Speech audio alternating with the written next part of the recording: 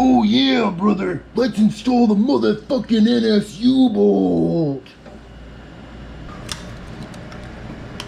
Remove the goddamn cotter pin. I stuck this fucking thing up in there, hooked it around the loop, and gave it a fucking tap, and it came out. Oh yeah. Oh, there's another cotter pin on this side right here.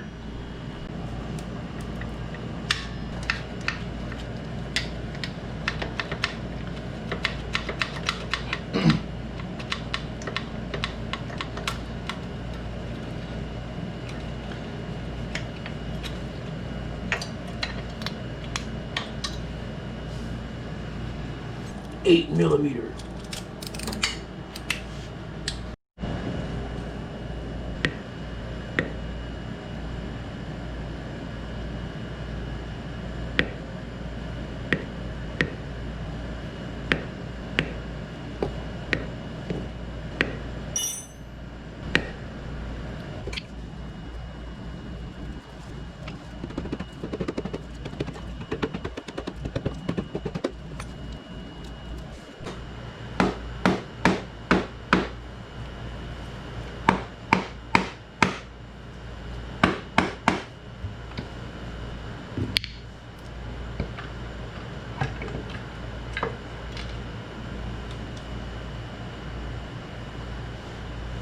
Ba-bam!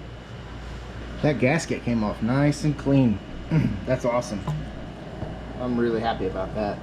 I have a replacement, and what we're going to do is we're going to smother the replacement in grease, and that's going to do a couple of things. One, it's going to make this seat a lot better when I put the replacement on, but also it's going to make it so it doesn't stick at all. And I know the previous owner had replaced this clutch once already.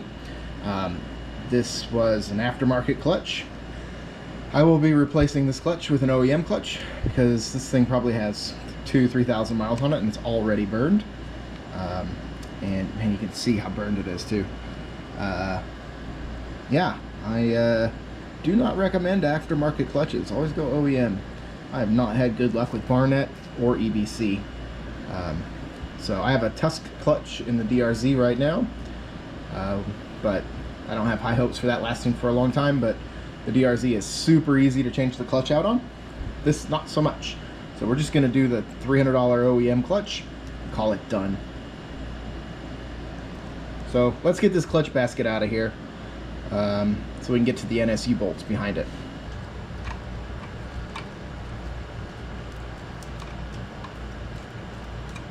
Another thing the previous owner did was install heavy-duty springs.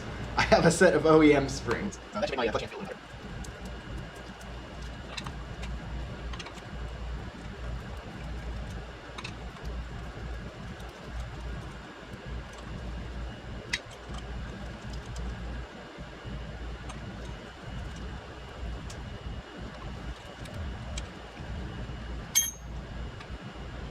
Watchy.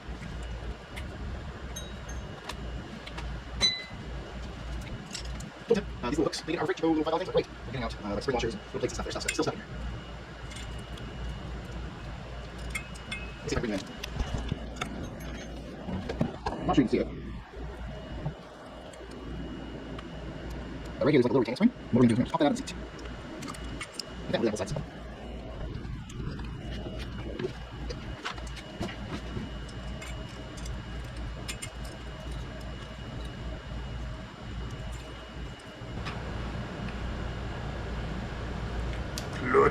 Watchy. Tool tip, these little hooks that you get at Harbor Freight, cheapo little $5 things, are great for getting out like spring washers and little plates and stuff that are still stuck in here.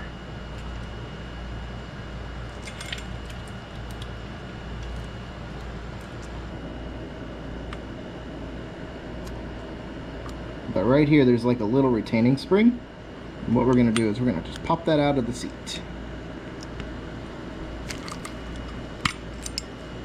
like that, and we'll do that on both sides. Having a bit of trouble getting this one out of here.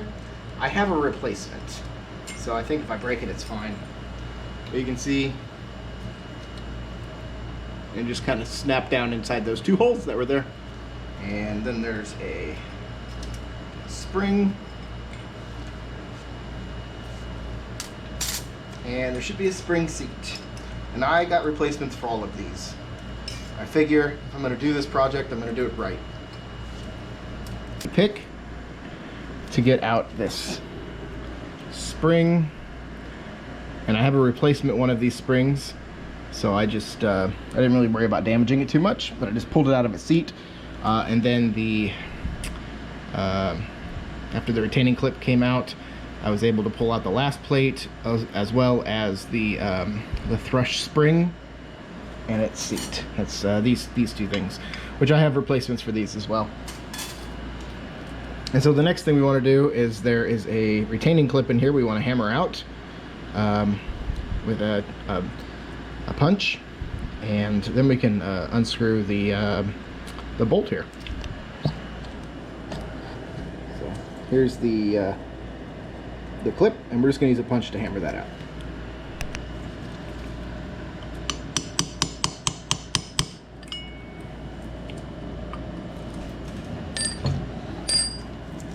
Got two different punches actually. Got a flathead punch and then like a standard round punch.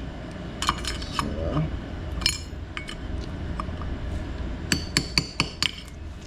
this might be one of those cases where I need to put the bike in gear. There we go. Now we should be able to get a nut on there, or a socket on there. Let's see, I'm going to be turning this way, so I want it to, okay, we don't want to clamp down too tight. I'm just putting a little bit of pressure, and I'm loosening the tool. Really just want it to just barely click into place. Otherwise we risk damaging the clutch holder. So that's good. There's not much tension on this. I'm going to put the bike in neutral.